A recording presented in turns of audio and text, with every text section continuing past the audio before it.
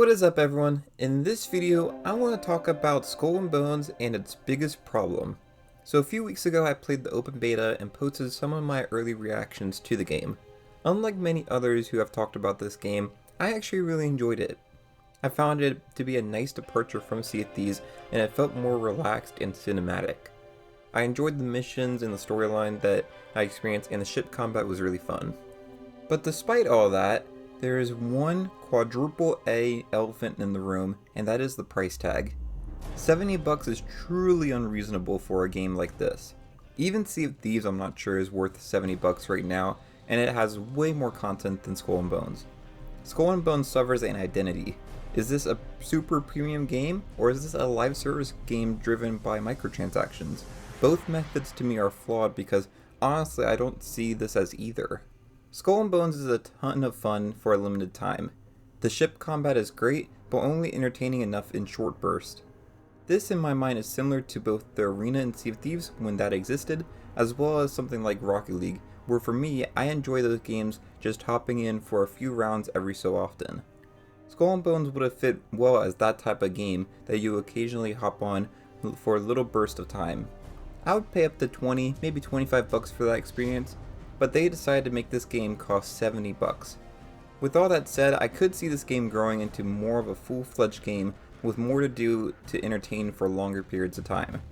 The issue is there are core problems that I'm not sure they can ever really fix. The biggest core problem I see is with the on-ground gameplay. Visiting islands and walking around is truly pointless. Digging up treasure is really lackluster, and the only other thing to do is talk to villagers to trade. The fact you're locked to only certain areas and you have to go to a black screen transition from your ship to the island just makes it not a fun or immersive experience. The way this is designed makes me not hopeful for any future improvements to make this more fun because it's part of the core design of the game. So that brings us back to sailing, which I think is great, but it's also limiting. There's only so much that you can do with sailing, and I'm interested in some of the stuff I've heard, like with the fleet stuff and the trading factions, but in general this game feels limited with how far you can go with it. None of this would be an issue for me if it was adequately priced. I have a feeling we'll see a major price reduction or a free-to-play announcement in the future.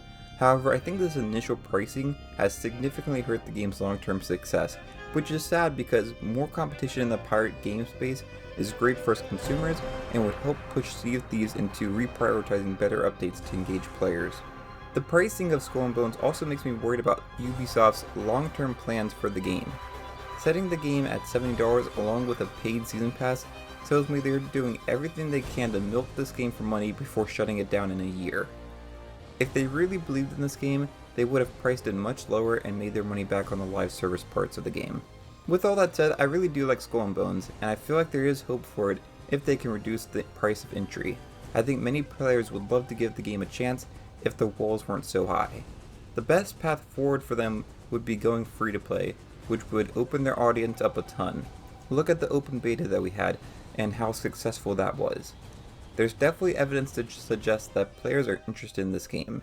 Hopefully Ubisoft changes their mind on this, but until then, check out this video of me playing the game and giving my initial thoughts. That's all I have for this video. If you enjoyed, it'd be great if you like and subscribe. And until next time, thanks for watching and I'll see y'all later. Bye y'all.